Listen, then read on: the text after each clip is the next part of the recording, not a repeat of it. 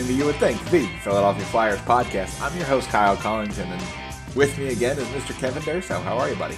I'm doing well. How are you? I'm doing okay. You know, we talked about being in the summer dregs last time, and even more so this time. Kyle Dubas is doing some exciting stuff, but he's about it. We don't have a whole lot to get into today. Off the top here, I did want to mention our social media. Follow us on X, Twitter, whatever it's called, at YWT Podcast. Kevin's at Kevin_Durso everywhere.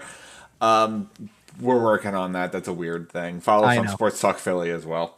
I literally just keep saying follow on social media, like you said right off the top, because it's way easier than trying to figure out what the names of anything is anymore. Absolutely. And also subscribe to our YouTube channel. Hit that like button. Thank you. There's one that's not going anywhere anytime soon. No. YouTube is YouTube. There you go. You are not wrong. All right. So first things first, we do have a little bit of Flyers news to get into here. It's not a whole lot. Sam Ersson, who is somewhere between second and fourth in the depth chart, depending on how things shake out here, signed a 2-year extension. He does have 1 year remaining on his current deal, but this does extend him through 25-26 at $1.45 million, which is a fantastic number. Yeah, so this is like, last season Travis Sanheim fell into this category. This is getting ahead of the final year of the contract. And realistically, well, this one might age a little better than that one. Well, yeah, but it's realistically, it's checking off an item that could have waited until next offseason, but you're really getting ahead here. Sure. The value's great. I mean, the value is great for what he seems like he's able to contribute. And, I get it. It's not, he didn't have the largest sample size over the course of, from an NHL perspective anyway. I believe that the final totals were 12 games. He had a 6-3 record. It's like you kind of know what you're working with. He did have a shutout. 899 save percentage, goals against just above 3. Not great numbers, but again, not a good team in front of him. So, and it depended on when you looked at it too, because let's remember, like his NHL debut was a 6-5 loss to Carolina. That was like just a total miss, and he didn't play the whole game, so that makes your goals against go higher than the typical number. And for what it's worth, 42 games with the Phantoms. 284 goals against, 900 save percentage, which again, the AHL, the goalie numbers get a little wonky, but still solid numbers for a player in his first real full season on North American ice. Exactly. And it was the flashes of what you saw too. Like, let's not forget the NHL debut was, I don't want to call it terrible because he really got left out to dry in that game against Carolina, but he comes back into a game because that was a game where Carter Hart got hurt. He comes back in to finish off the game. They're losing at that point. I think it was 6-2 when he came back into the game, and they come back to cut it to 6-5 before and he doesn't actually end up taking the loss as a result of that because he's not the goalie of record on the goal that was the game winner. And then after that, he starts getting more starts and he starts getting wins. He won 5, either 5 or all 6 in a row. And then down the stretch, they were just such a brutal, they were a brutal team to watch. And he kind of was just on the hook for some of that rough stuff, like that's just the way it is. But he reeled off 6 wins in a row. And that included a couple. I mean, he had one game where he was, he had some really solid performances. He obviously, like, there's one game in there he had a shutout. And he had another where I think it was 40 seconds away from a shutout. And he he looked like he was on the verge of it then. So you're talking about 2 games where he played 59 plus minutes and didn't give up anything. 2 games where he stole you the game. Pretty close to. Did his best. The game where he actually got the shutout was against Buffalo. I wouldn't say he necessarily stole that one because the team won 4-0. Right. But some of the other ones, like he's right. He's right on it, and he looked really good over the course of those handful of games, and it's important to recognize that during that time in particular, because that was at a time when they were dealing with some injuries in goal. So he was going to be a natural call up because he was really the best thing they had in the minors. And during that time, he was giving you performances that Felix Sandstrom wasn't giving you. So he was getting more attention. Like there was a lot of talk that he was the best goalie out of camp, realistically speaking, because they really didn't get to showcase Carter Hart that much in camp. So he was getting a lot of ice time in preseason games and looking really good. And then he got a call up and he looks really good again. And all of a sudden, like John Tortorella's even talking, and John Tortorella does not like talking about his goalies too much, but he's at least looking at it and going, he's given us something, like, and we want to keep seeing him. Absolutely. And that's the thing. And the intrigue in him is very real. Yes, it is a small sample, and it's only going to grow as the years go on. It's definitely going to grow next season. Sure. And there is a reason to believe that once and again, I don't want to spend too much time because I know this is first of all, this is the first place everybody goes when they see any other goalie mentioned. Number one, and I don't want to spend a ton of time on that because there's really nothing to talk about right now. What's going on with Carter Hart, and obviously that's right, all but once you get an answer, because there is a lot of reason to believe that either Carter Hart is part of this and that ruins his hockey career anyway, or he's not part of it and he's getting traded. Right. There's a lot of reason to believe one or the other. We all know how this is going to work out. The report's going to drop, and then the next day at 2 p.m., somewhere between 7 and 11 names are going to come out for termination. Probably. Potentially. And then the other names on that list will probably be in some form or fashion cleared, and Carter Hart will become a very valuable trade asset and still a goalie making less than $4 million as he enters his physical prime, all these things about Carter Hart. Right. And I don't even know if that's important this year anymore because we're kind of at that point of the off season where it's going to be a lot trickier for things like that. If he were to be cleared, like if he were to be cleared tomorrow, which let's be real, that's not happening.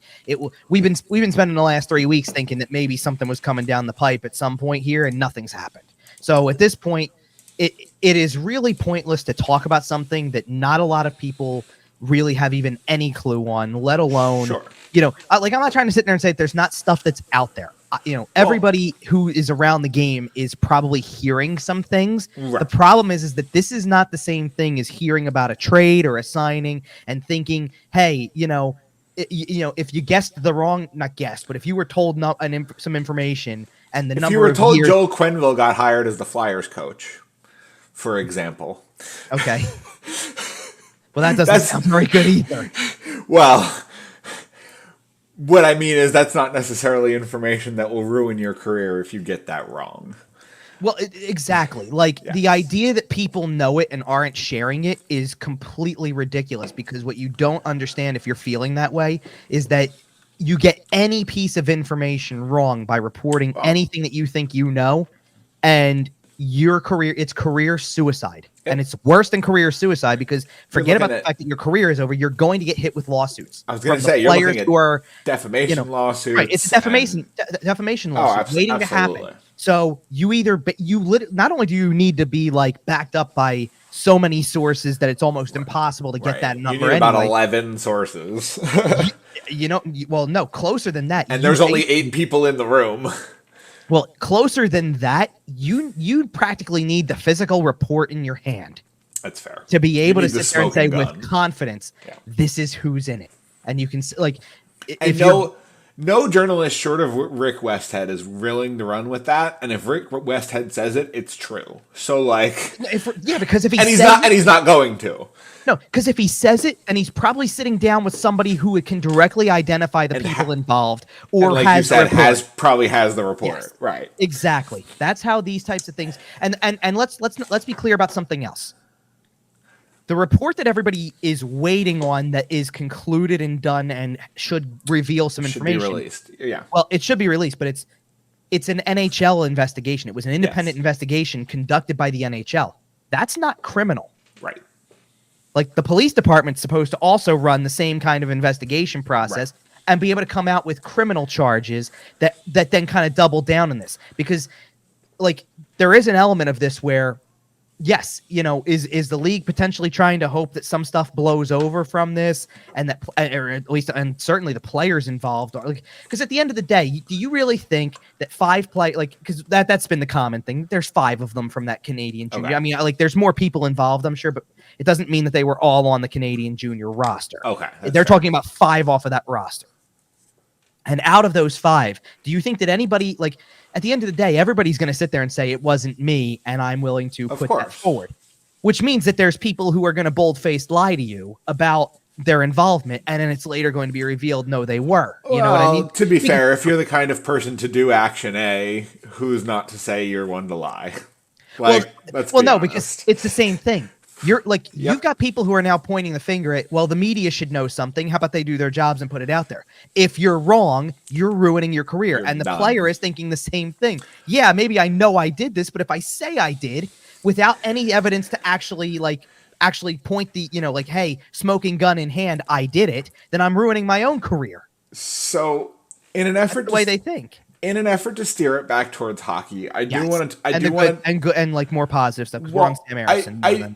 I do want to talk about the fact real quick that, okay, let's assume, again, and we've done this on the show before here, let's assume that Carter Hart is cleared, is not one of the people closely involved here. Sure. You mentioned that he might not get moved. I'm not so sure about that because $4 million is not a lot of money. And I know the cap is tight and I know this, that, the other, but he's making a very, very, very reasonable amount. And I think pretty much any team moving pieces back can find a way to throw $2 to $4 million in the deal depending on retention. Potentially, my issue isn't that it's not. If they are you talking about from an assets perspective? Well, no. What I'm talking about is I'm talking about from a timing perspective because if they would have if everything would have happened as somewhat perceived before, which was. I mean, like we said, this was 2 weeks ago. It was the Friday. 2 weeks ago, it was, there might be something. Then we waited for the week after. Then it was the week after that. And it was like this window of end of July.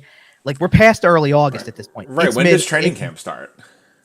5 weeks, pretty much. I mean, okay. So we still have a little time for that. We do. But now that they're sitting here and telling, now that essentially the story is there's no timeline for this.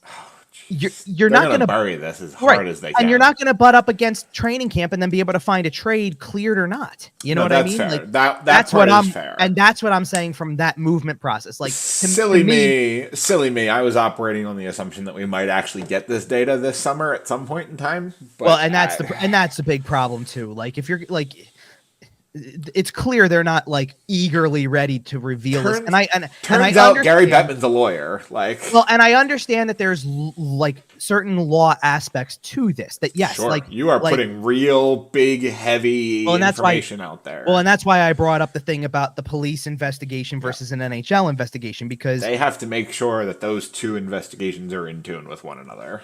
Well, not only that, but it's also in terms of the punishment too. Because if you come out as off of an NHL independent investigation and then say we're suspending guys for the whole year or whatever it is, right? Life or whatever the case whatever it may be. Right. It doesn't. I'll just say whole year because that feels like I don't know if it's substantial enough to fit the crime, but it's substantial. Like a year-long suspension is substantial. I think you're going to hear indefinite or minimum suspension potentially, and reinstatement's going to be needed if you ever want to play. Like I get that. But to do it off of an NHL independent investigation where there is no criminal charge against it can also create lawsuits. That is fair. Then they have all they better have all their ducks in a row. Right. So there's a lot of now. Granted, it's gone on for so long that you feel like this should already have all the ducks in a row because let's put it this way: the season wasn't over yet, and you said the investigation was complete. So either you were just sitting around waiting for whatever. Yes, I understand why you're potentially waiting for a deader period of the off season because as a league, you don't want it to overshadow the Stanley Cup final and you don't want it but the bottom line is that now you're going to a point where it's past that point. The longer they sit on it, the worse it is. Absolutely. And the longer you sit on it, the closer you get to its next training camp. Well, now we're into the new season. No, I mean, I'm thinking they're like the kid who got caught doing something he shouldn't have been doing, and he got chances to tell the truth and get himself out of it, and got chances to tell the truth and get himself out of it, and he, no. I think they're pushing it off as long as they can because they're hoping people forget. Because it's bad. Well, right. It's bad, and they're hoping people forget, and people aren't going to forget. Because it's not 5, it's 8, it's 9, it's 10. And listen, 5 is off of a very loose report, and I get that. And to be fair, I don't even like. You're right. I think it was at least 5. It may not have been definitively. It's 5 people. Like Right. That's another category of it. Like, and that's how little information media members probably know about this that they can say. Like, you have to speak in terms of it's not definitely 5. It's at least 5. Right. Like, because now you're not short. And you know what I mean? Like you're not selling yourself short on. Well, I said it was 5, and it turns out it's again. Another area where if you're wrong about anything, it kind of hurts your own credibility. Yeah. So you got to be careful with the language here. And it's why to an extent, the less that we know about it, the more it's not worth talking about the process itself. Right. We can talk about how bad it is, but it's also kind of worthless to talk about how bad it is on a weekly basis when it's like, that's all you can keep saying. It's just a broken record until you get to a point where it's like, just, it is what it is. We know how this league is trying to operate. We've seen it in many different avenues before, and it's going to continue to be that way. And it's just, it's gutless to an extent. I mean, it's really gutless to not come forward with this when you told people the investigation was done. That was out there. Absolutely. And they are running and hiding, and we will see if and when that comes to a conclusion. But I think, is there anything else we wanted to say on Sam Ersson? Just, I mean, like the whole point of bringing that up was the fact that there's a direct correlation because, again, it's a goaltender. If the worst happens, realistically speaking, if the worst happens and Carter Hart is removed from the roster, or suspended from it or whatever, removed from the roster in one form it's what everything should be, but I get it. I understand. Then realistically, Sam Ersson slides up a spot and is probably the backup on your NHL team this year. I'm not even so sure about that. I think that there's a potential chance he could actually start if that were the case. You think so? Okay. Because I think that there are still, if you're looking at it from the way that I understood the way that John Tortorella talked about some stuff, I think there's still some trust issues with Sandstrom. Okay. Like that let's put it this way, remove Cal Peterson from the equation. I was going to say they might just run a 3-man ship with Cal Peterson and kind of split remove the Peterson from the equation for 1 second. And if you asked me, Ersson's starting over Sandstrom. Okay. Like I think he's higher than Sandstrom on the depth chart now.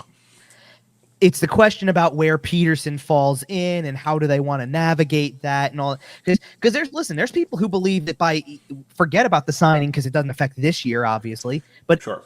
Assuming Carter Hart is the starting goalie on opening night, there's only potentially one reason at this point why he wouldn't be. Sure. Well, he could get hurt, theoretically, knock on wood. Well, yes, I know, but you know what I mean. Like, why he wouldn't be the assumed starter is the point. Right. Fair enough. Then I kind of agree with people that I think Ersson would be your number 2 at this point. And that possibly Peterson's the guy who they throw on waivers and try to pass into the minors. Right. Well, and the fact that LA couldn't get rid of that contract and kind of had to give up assets to move it in some form or fashion. That goes to show. I mean, he's probably going to clear, and he'll probably end up in Allentown. Exactly, and until you need him, obviously, sure, for whatever reason, and you hope you don't, but you probably will because it's a long season, and every team goes through 3, 4, or 5 goalies. There's just a lot of reason to believe that, given the way that Ersson was talked about over the last calendar year, let's call it, because if you're going from training camp of last year when he kind of was still a relative unknown, and then all of a sudden looked pretty good in camp.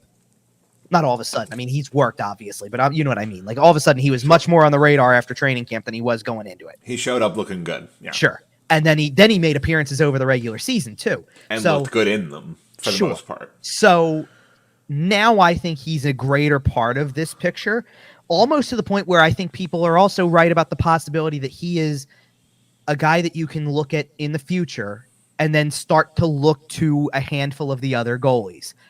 Kolosov. I don't want to jump the gun on Fedotov too much because there's a whole lot. There's a lot that and we'll discuss one thing on that in a couple minutes. But his age makes it a little questionable. But okay, how about these other 2 goalies they just drafted? How about Bjarnason, for example, or you know what I mean? Like, there's reason to believe that they've got enough goalies in the pipeline now from Ersson down.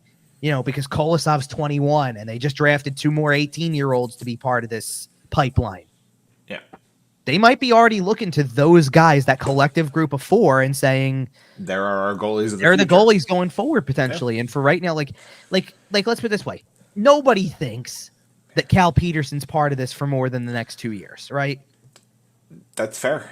Like nobody's thinking that because by that point he's going to age himself out and price himself out. Right. Well, and that's the other point. If he's willing to, fall into being a veteran backup, blah, blah, blah, I could see a world where he stays, but I could see him going out and trying to, make some more money. And what if he plays well too? Like that's the other part. Like exactly. What if he comes in and plays well enough that he thinks he can get a job? That's part of the equation as well. Man, so if you rewound 36 months and told me Carter Hart wasn't, we were talking about a future without Carter Hart.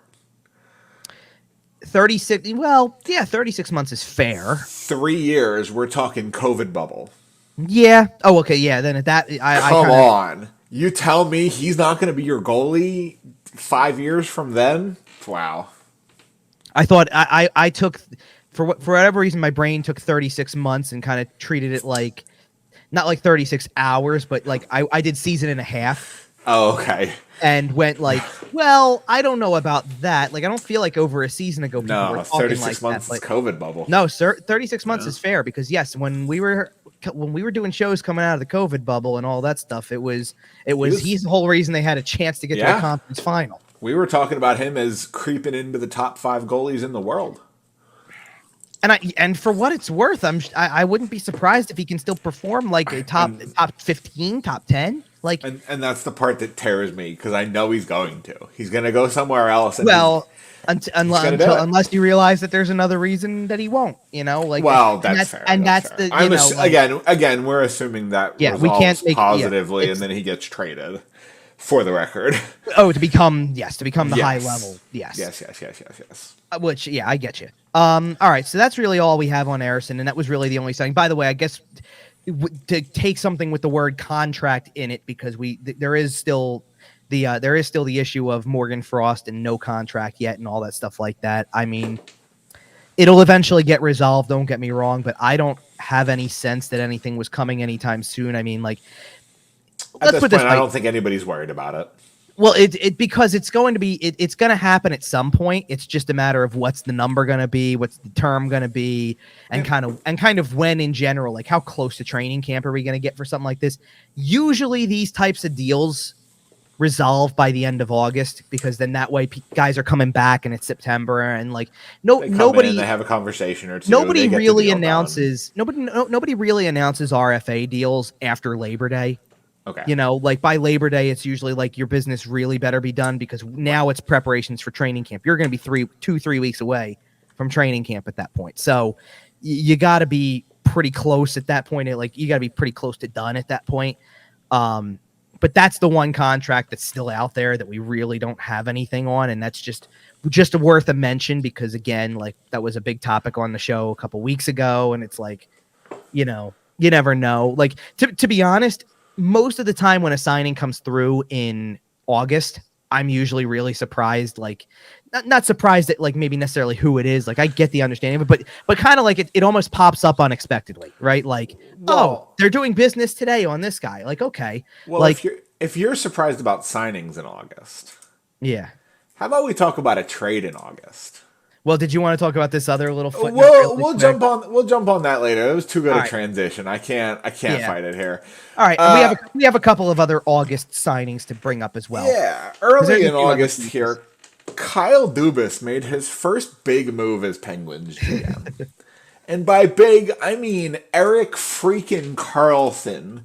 I mean 3 trades. I mean, what was it? Something like 14 assets?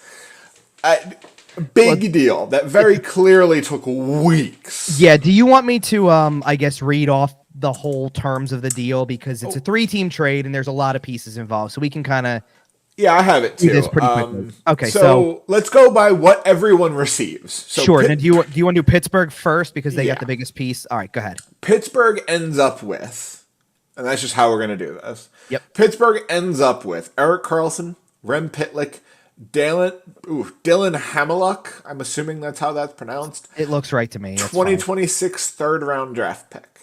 Yep. They got the biggest piece. They got Erik Karlsson. Rem Pitlick is a solid little player, brother of former Flyer Tyler Pitlick. Let me check on that, actually. They are. Are they? I do know that from fantasy hockey purposes. Okay. I wasn't. They are brothers. And then, you do get a third round draft pick. It is several years from now. Yeah, 2026.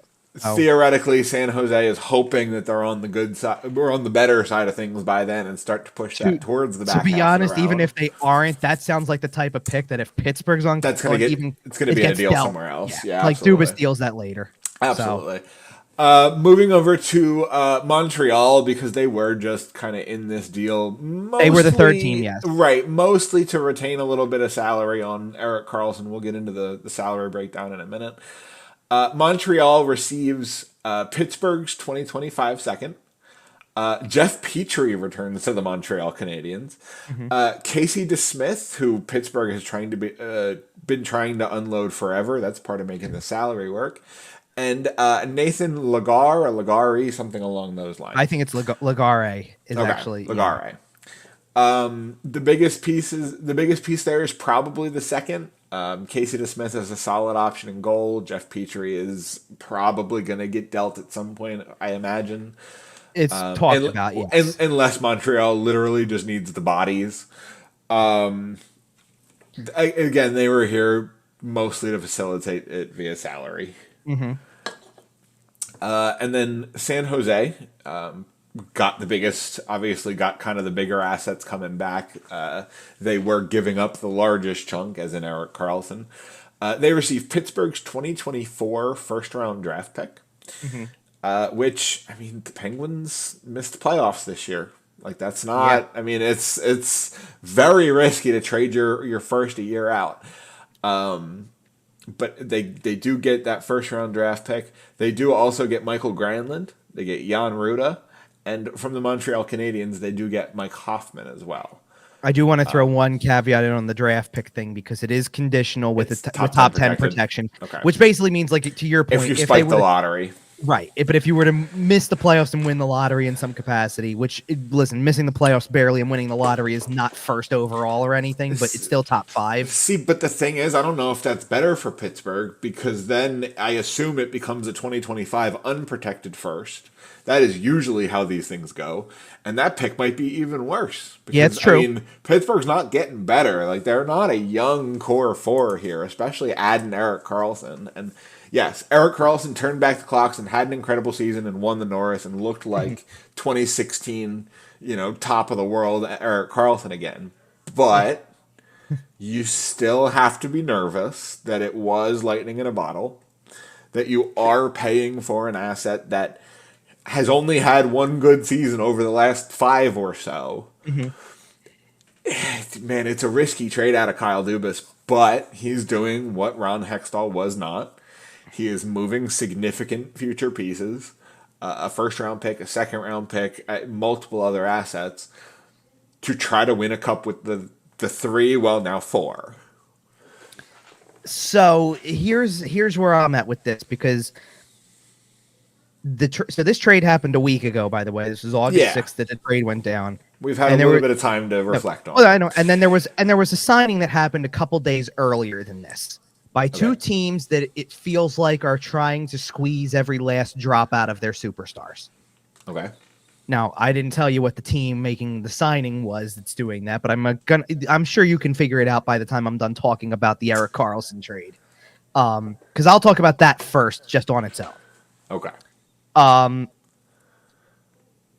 think that this makes the Pittsburgh Penguins a better team next season.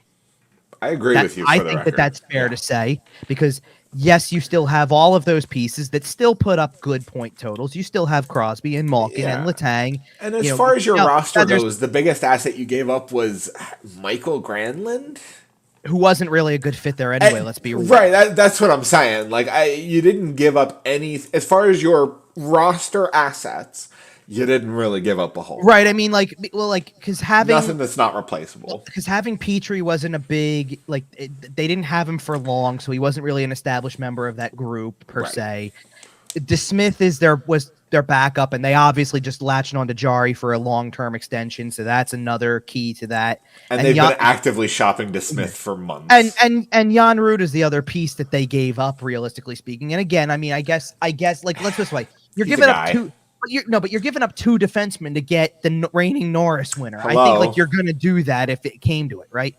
The thing that kind of well, and one caveat to the whole core group for a second here, because I said like you still have Crosby, you still have Malkin, you still have Letang, and now you have Erik Karlsson, and that's obviously the core. That's the big core four in Pittsburgh now. Which, man, it's so funny to keep bringing that term up every time it's following Kyle Dubas around the core four. We will. Big caveat with Pittsburgh's roster in the early part of the season, because I'm sure you've seen that Jake Gensel had a surgery and is out for 12 weeks, I think it is, or something like that. So he's going to miss like probably 2 months of the season minimum. And then might take a few weeks to get up to speed. Right. So that's a big loss. I mean, that's because he's a big part of their offense, honestly, at this point in time. The biggest problem that the Pittsburgh Penguins have at this point is, like I said, I think it makes them better next year. And to be honest, from the perspective that we tend to come from a Flyers perspective, you should be jumping for joy because you don't want to win games, right? Like everybody who last year was like, well, they won too many games and it took them out, and of course, like in hindsight, it didn't take them out of play for anything that they, necessarily get. It felt like, and you're sitting there looking at next year's draft class, and you're not thinking the same way you did about this year's draft class, like over the whole first round, but you are thinking about that top 5 potential. Because let's put it this way, there's already at least three forward names that everybody would go insane over. Right. And you can probably add in at least 2 defensemen who people would go insane over as well. So if you can get into the top 5, you're getting probably cornerstone defenseman or another key forward piece. Yeah. And you're moving forward with that. Hopefully. So a Pittsburgh team that's in your division that you play with more regularity than some of the other teams, that has Crosby, who's still going to be really good no matter how you splice it. Malkin, who's still going to be able to destroy you on a power play, let's just say, and things like that. Yep. Letang, who can still get it done. As long as he's healthy, he's still a top-tier defenseman. Put those forward. Now, Letang's a defenseman, I get it, but put those forward. But put those forwards with Gensel whenever he comes back, assuming he comes back at full health and capability. But also Brian Rust, Ricard Raquel, Riley Smith is an incoming acquisition now, who wasn't part of the team last year, but comes from the freaking Vegas Golden Knights, who just won a Stanley Cup. Jeff Carter, who at even his age is still productive. Yep. You add all of these pieces into place, and that's still a decent team with potential to make the playoffs next year. Absolutely. And that's about as far as I go, by the way. Like, I know that everybody wants to jump and go, man, look at that group. Like, look at what you can do when you sit there and you talk about Crosby, Malkin, Gensel, Rust, Smith, Carter, and then Karlsson, Letang as your top 2 defensemen, right? And then you kind of have to pull yourself back and go, yeah, that's on paper, it sure looks like a really strong group. Sure. And then don't you wish you had it 5 years ago like that? Yeah. Because then you would take, oh man, Jeff Carter at 34 years old, 33, 34, and Crosby at 28, and Gensel at 25, and next thing you know, you're adding it all up, and you're going, man, that's crazy. But look at their ages now. You know what I mean? Like, but the other thing that you have to mention, and I hate to say it, but he's one of those players. Yeah, you put him in the playoffs, it's hard to bet against Sidney Crosby. It is. No, I know, but period. But again, from an asset standpoint, you're trading away your 2024 first round pick to shoot your shot with a 33-year-old defenseman who you just acquired, who's going to be, by the way, making more money than any player on your roster. Yep. Immediately. More money than Crosby, more money than Malkin, more money than Letang. He's making more money than all of them. In terms of individual player, number one, because it's a $10 million contract. Crosby's 8.7. You just by the way, for 4 more seasons. Oh yeah, for 4 more. I get that. So he's there. And the part that I can't forget is you're right. Last year was a big time revival for Karlsson. Huge. To go out and put up 100 points and be one of those rare defensemen who can do it at his age after all of the remember how close to ruined he was after that playoff run in Ottawa? Too. Well, right, but remember how close to ruined he was after that playoff run in Ottawa? Man, he was mangled. Injured like crazy, couldn't stay healthy. It was nearly the end of his career. His hips, his back, his everything. And that's the big risk with the 33-year-old defenseman who, despite a Norris Trophy winning season, has also been through car accidents. Essentially, he's been through so much physically in his career.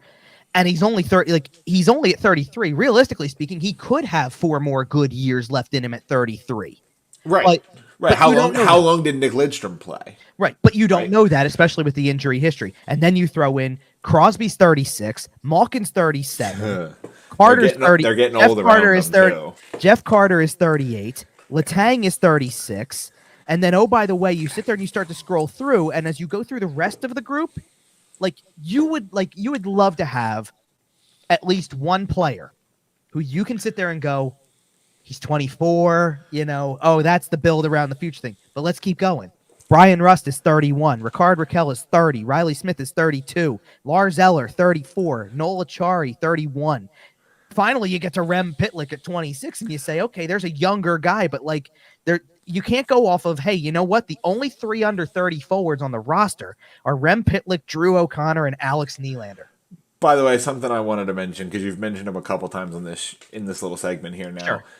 It makes me absolutely sick that Jeff Carter is going to go down in the history books as a Penguin and a friggin' king.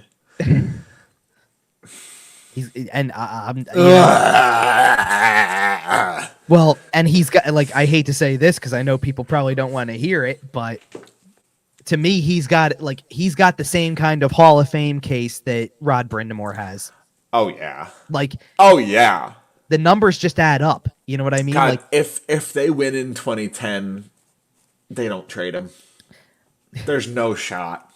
Well, and they didn't. It might ruin the franchise, but who knows? But we can't play what if. Maybe on the next show. Right. And by the way, I don't want to make it sound like I just mentioned those 3 forwards that are under 30. Gensel is 28, so he qualifies as an under 30. But you also have to think about the fact that once the contract for Karlsson's up, which you can only assume is about as far as Crosby and Malkin and Letang are gonna go, because by that point, 4 years from now, they're all 40. That's it. It's over after this particular thing. And to spend what they just did to do this for maybe and I'm not trying to say this is for sure and certain the way it's going to be, but Crosby's got 2 years left on his contract. How do we know that that's not the farewell tour? I have a feeling it might be. But I think there's potential. I mean, you know what else comes into play with some of that, to be honest? When you're a player like Sidney Crosby is, who's had the career he's had, and we all know he's going to be a Hall of Famer, he's won 3 cups. First ballot, yep. And you watch a guy like Patrice Bergeron just hang him up, and you're 2 years in age behind him, you start thinking, All right, 2 more years. Right. And it's not like Crosby's never going to do, geez, for real. Isn't Crosby just going to get another job as soon as he decides I'm done playing? Of course. He's going to follow in the footsteps of Mario and move right upstairs in the Pittsburgh organization. But you have to decide when, as the player. You got to decide when and whether or not that. And listen, I could see Crosby going the other direction. He's still a very productive player. He could ride out the final 2 years of the contract and then say, I'm going to do the 1 year route for a couple of years. I mean, I think Crosby's the type of guy who would want to play until who would actually strive I could see to him signing 1 year, $1 million, 1 year, $1 million, 1 year. Well, and I can see him playing to 40 is my point. Absolutely. I was going to say, he's the type of guy who, because of the way that he still plays, I could see saying, I'll get to 40. I'll stretch this thing out till 40 because he's not hurting a team playing until 40. I do also see him being the kind of person who, with the amount of damage he's taken in his career, and I'm not wishing it upon him, knock on wood, but one more serious injury, and I could see him going, all right, I'm good. I'm gonna live my life, and I'm gonna retain some of my long-term health, and I'm done. Thank you. Well, even and again, even though as far as I know anyway, and I mean, you can correct me if you've seen anything different on this, but even though Jonathan Toews hasn't formally said the words retirement, it seems like that's the case, right? But does it But you remember when Toews couldn't play for a while because, again, there was kind of some health issues going on, things like that? Yeah. It makes you think. You're right. One more serious injury, and he might be thinking about, I can't do this anymore. I got to think about my health. And don't forget, we're talking about Crosby with 2 years left on his contract and worrying about, that'll take him to 38. Malkin just re-upped last year for 4 years, so he's got 3 years left. That'll take him to 40. And Letang re-upped for 6. And he's got 5 years left, and he's going to go to 41. Ugly. That deal is hideous. And now you've got the Karlsson deal that had, at 33 years old. All those guys are going to develop mysterious long-term injuries.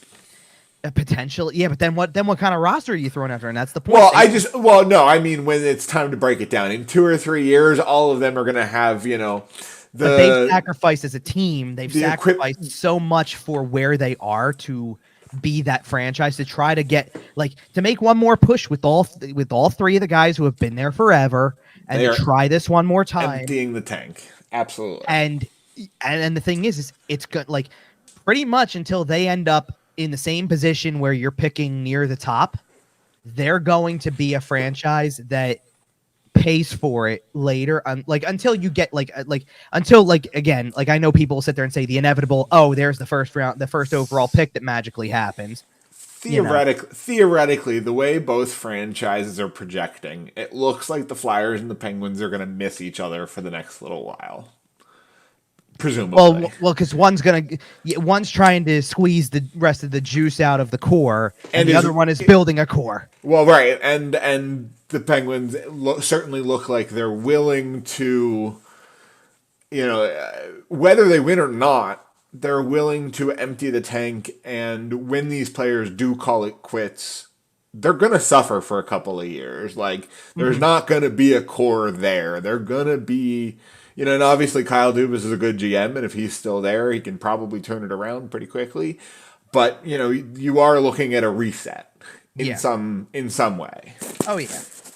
And that's so this is why. So I want to shift to the signing that I wanted to talk about. And there's a handful I want to touch on, by the way, because there was a couple of key free agents. There was a couple of key free agents that signed. We got a couple of contract extensions that I wanted to get into. And this is one of the contract extensions, by the way. This is not a new contract.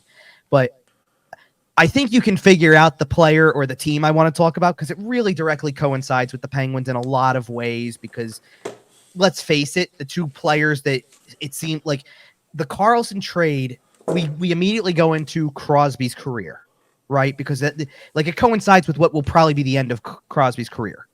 The whole package of Karlsson's timeline with the contract that he's got and all that, it seems like it coincides with Crosby's final years of his career.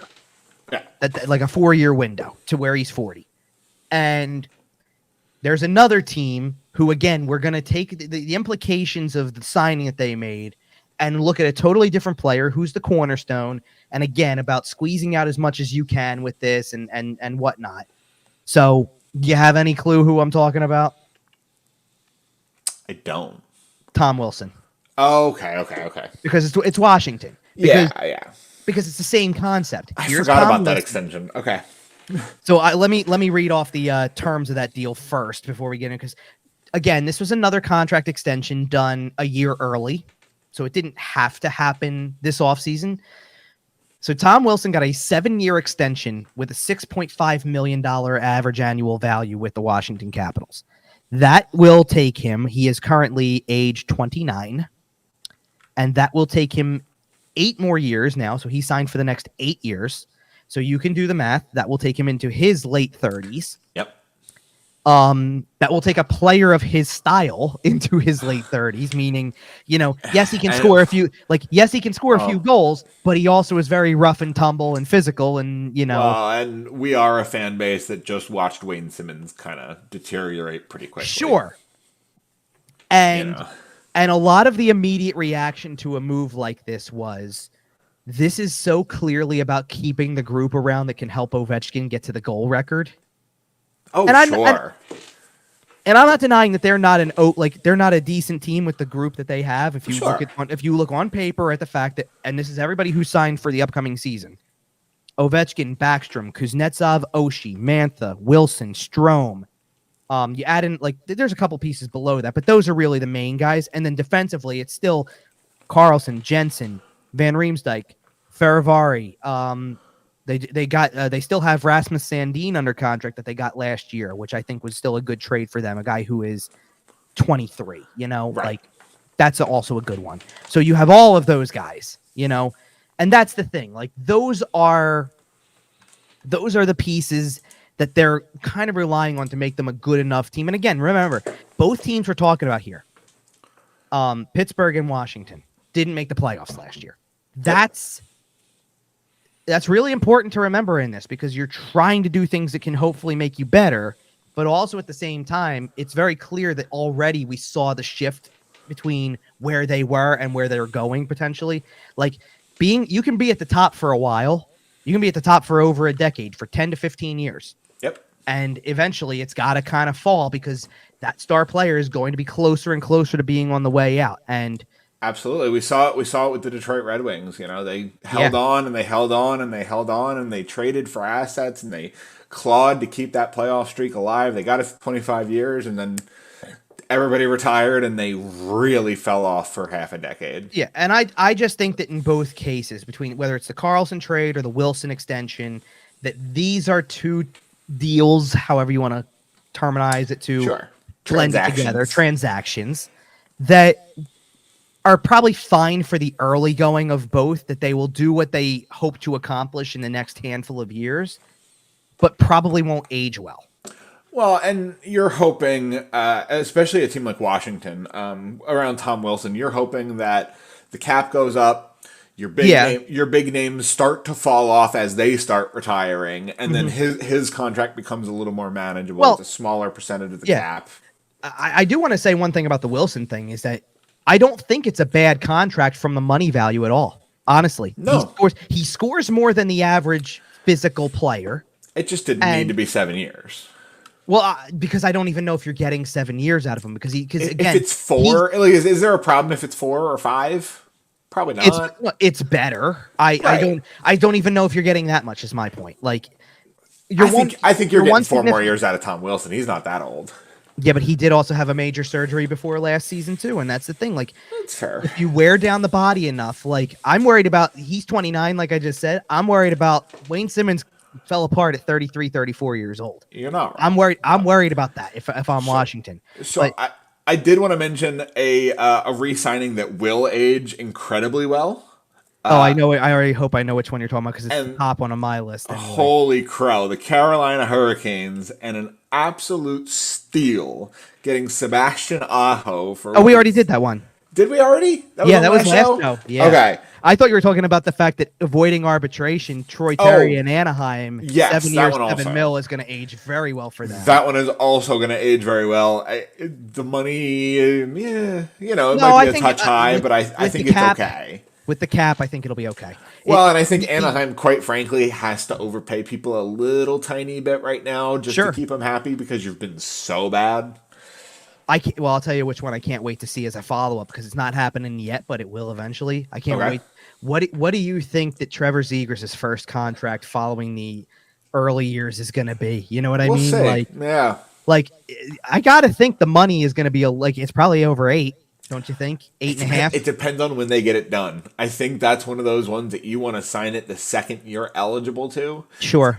Every game you let him play after that is going to cost you money. Yeah. So because we're not looking to do too much more here, we have we do have one quick Flyers note to get to. But before we do that, I did have 3 really quick hitters on signings, and then one that I actually really wanted to actually bring up because it was a little bit more substantial, I'll say. So sure. The quick hitters are P.S. Suter signed with Vancouver, Caleb Jones signed with Carolina, former Flyer Martin Jones signed with the Toronto Maple Leafs, which is interesting to say the least. All short-term deals, guys, nothing just finding big spots. But here's one I actually wanted to bring up with more substance than just the average mention, because this was a free agent that was high on a lot of lists and then finally signed with maybe a team not everybody thought he would go to, I guess. How about Matt Dumba getting a 1-year deal for just under $4 million, $3.9 million with Arizona? Yeah, honestly, I thought Carolina was going to look at him once they fell out of the Erik Karlsson trade or sweepstakes. Yeah. But the fact that he ended up in Arizona kind of makes sense to me, because I think they need NHL players. And Matt Dumba's an NHL player. Oh, yeah, he is. They've made some additions that are really interesting this offseason, though. Like they think look more like a formidable team than they did last year. They are dangerously approaching being a real NHL team. Yeah, it's interesting. No, I don't think they're going to be very good. I don't think they're going to come anywhere near a playoff spot. I don't think they're going to win more than probably about 30, 35 games. But they will be better than last year. But this is exactly where I'm going, because what you just said is exactly fair. Because now all of a sudden I'm sitting there going, call me crazy, but that's not a bad team. Well, you're starting to put a skeleton together so that when you get the stars and the stars start rolling in, you can start slotting them in. Like, you're filling out the rest of your roster now, so when the big boys roll in, you're ready to go. Like, that was the thing. Like, they bring him in now too after, like, they've had already a decent offseason to begin with, and it's like, you know, like, I don't want to jump so far to go, hey, they could possibly be a playoff team, but like, I don't think they're bad. Like, I don't know if they're. I mean, Matt Dumba is a great trade asset for them, assuming they're out of it. And that's fair. Looking at the deadline, he signed a 1-year deal. It's a number that they can get down super low, super easily. It's best of both worlds for them, because it really is like you could either be a way better team. Yeah, you could either be a way better team. You could either be a way better team with him this year, or you could not be as good of a team as you thought, and you can still get great value for him. Absolutely, 1,000% over. Speaking of great value, let's talk about that Tony DeAngelo trade one more time, because. So basically, if you're not paying attention, that rumored trade for Tony DeAngelo ended up happening in the most complicated, convoluted, distorted way possible. It happened in the most stick it to the league way possible. Somehow, Tony DeAngelo, or like this trade was for previous considerations. Yeah, pretty much. It's never happened before. But so Tony DeAngelo finds his way to Carolina. The Flyers have a roster or a salary cap penalty. The Philadelphia Flyers also received the same assets back that they were going to get in the original deal. They made the trade. Pretty much. And the belief is, because this was talked about a little bit on Snow the goalie on Crossing Broad. Anthony Sanfilippo was talking about this a little bit. Everything that was in this deal was in the original deal. Yeah. That's what I'm saying. Like, well, no, because I didn't know about the 5th round pick part as much. Yep. Like, we had heard the name Massimo Rizzo before. I thought we knew about the 5th round pick. No, I don't remember there being a pick involved in the deal per se. I thought I remembered hearing that, but maybe I'm wrong. But either way, the deal gets done eventually. So it involves a couple extra pieces, like we said. So the 5th round pick was something that we weren't talking about as much, and Carolina getting the rights to David Kase, who. For people who may not remember, was called up by the Flyers like 3 years ago prior to the bubble. And looks okay. Scored his first NHL goal against the Anaheim Ducks at one time. You know, like he's a guy that kind of just got rocked by the whole COVID thing, not because he had it or anything, but just the situation of the world shutting down. Well, and then because the year after he played one game with them, and then he played the last 2 seasons in Czechia. So like, that's what I'm saying. As soon as you go over and start playing in Europe, you kind of aren't factoring into a team's plans as much. It's tough, yeah. And the Rizzo thing is fascinating in and of itself, because he plays for the University of Denver. Somebody get that man an apartment in South Philly, stat. Well, yeah, I know, right? Massimo Rizzo. Yeah, okay. Come on. Yes, he does have the perfect Italian Gabagool for Philly. I get that. But in all seriousness, from a hockey standpoint, he had a solid year at Denver last year, 17 goals, 46 points in 38 games. And it still technically only qualified as his sophomore season. So he's still got years of eligibility to go back. And as far as I know, that's the intention, is that he's going to go back. There was some stuff out there that he was like going to sign like this week or like this past week, or whatever. And it's like, I don't know about that. I don't know. Because here's the thing. Does he have a spot on the AHL roster? No. Right. So I think right now the benefit is send him back to college. Sure, he's got the eligibility. Use it. And the whole way along, before the draft, when this trade got leaked, we talked about this being a lottery ticket type of prospect. We're not expecting a whole lot out of this guy, but if he turns into something, he turns into something. Exactly. And I think that You're taking a chance. You're going to see what happens. I think there's a reason to believe that they may sign him like following a junior season. Like he would play his junior season in college, and then you start talking, because Denver's a good program. We know this. Absolutely. There's a connection with Bobby Brink a little bit, because that's where Bobby Brink went to college and all that type of stuff. So again, you've got a couple of things that kind of go in line here, and We'll see. But it was just funny how it all kind of came together and the way that it came together, because it really was a big, like, let's stick it to the league kind of thing. Like, that they kind of had a handshake agreement that, despite the fact that the original trade never happened and it resulted in a buyout, which, by the way, benefited both teams more. Yep. The Flyers keep a retention spot for salary for a trade in the future. Don Waddell and Danny Briere, petty kings. And Carolina got him for cheaper. Yep. And then they still got what they wanted from the trade anyway. So, and if nothing, like, the reason that I brought up the 5th round pick is because of the fact that it's like, you know what? Good on Danny Briere for getting a pick out of that instead of just, hey, rights to a player for a player that you were otherwise going to buy out. Like, you know, like, good for getting something that actually in your current state has value. Sure. You know, more than just a lottery ticket prospect. Even just that 5th round pick, like, that's a huge asset. And it is in 2025, so you've got, you know, but again, any pick over the next 2 years is good. Right. Yeah. Any pick over the next 2 years is a good pick. So good on you for making a trade like that actually has the benefits of both sides involved. Absolutely. And that's really like, and listen, we're stretching talking about this because it's the only stuff we can talk about in August. And you know that, honestly, there's not even really any reason to stretch it. We talked about it before the show. It's vacation time. You know, if you're dropping news now, you're a jerk. So really quick before we get out of here, then there is one piece of news that may be coming soon. Okay. Because there were reports out that a decision on what happens with Ivan Fedotov's contract could be out on Monday. So I do want to make sure that that's out there, like, or that we at least bring that up, because it's not something we're going to talk about until the next time around. I don't, you know, and again, I don't want to say it's definitely happening on Monday either. I mean, there's a good possibility, but I don't want to assume that it's completely, but I can certainly feel like I can assume it's going to be this week. So, well, and the best way to find out about that will be following Kevin on social media at Kevin_Durso.